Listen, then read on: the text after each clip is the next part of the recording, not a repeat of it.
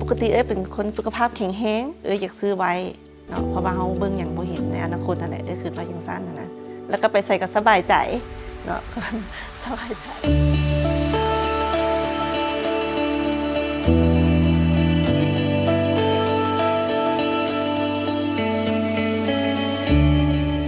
สบายดีเนาะซื้อ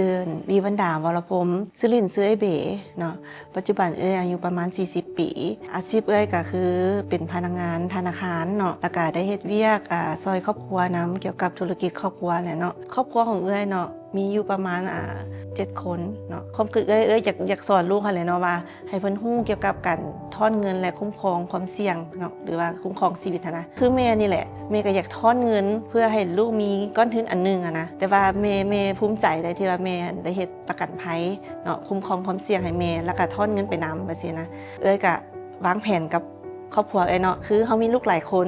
สำหรับลูกนะที่เฮ็ดเวียกเนาะก็จะเอาเงินตัวนั้นแหละมาฝากหรือว่าสะสมทุนแล้วก็คุ้มครองตนเองพร้อมว่าซี่นะหลังจากที่ว่ามีประกันภัยซื้อประกันภัยแล้วรู้สึกว่าแบบไปใส่กับว่าได้แบบคิดอย่างหลายว่าซี่นะดีต่อใจตัวเองตอบโจทย์ให้กับตัวเองเนาะก่อนจะฮู้จักเนาะก็คือเป็นพนักงานเนาะธนาคารก็ได้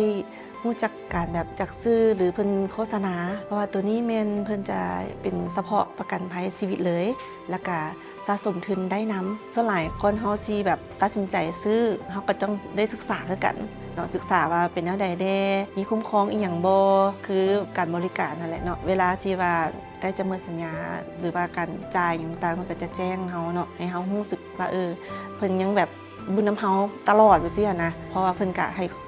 คำปรึกษาเนาะตั้งแต่บริษัทประกันภัยเพิ่นเข้ามาเนาะคือซื้อเดี๋ยวนี้ก็สิประมาณ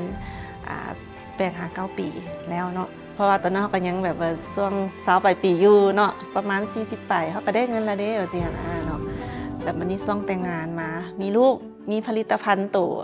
คุ้มครองเขาเอิ้นว่าอย่างก็ผู้ซื้อแหละเนาะแล้วก็ลูกจะได้รับผลประโยชน์เวลา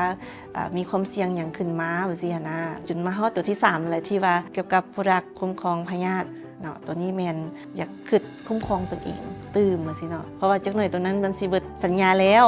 มันต้องต่อสัญญาตัวนี้อีกสินะเนาะมันก็ทนได้หลายเทื่อปกติเป็นคนสุขภาพแข็งแรงบ่ได้เคยเป็นพยาธิประจำตัวอีหยังส่วนหลักก็เป็นหวัดเป็นไอเล็กๆน้อยๆแหละคือว่าอยากซื้อไว้เนาะเพราะว่าเฮาเบิ่งหยังบ่เห็นในอนาคตนั่นแหละคือว่าจังซั่นนะบ่แม่นว่ามีแต่ตัวเองได้เนาะเฮาก็เฮ็ดให้ผัวนำเพราะว่าคุ้มครองข่อยแน่ค่อยไปนั่นไปนี่เด้เจ้าบ่คิดฮอดข่อยบ่สินะบ่เป็นหยังข่อยเฮ็ดประกันภัยให้เจ้าแล้วก็ไปใส่ก็สบายใจเนาะ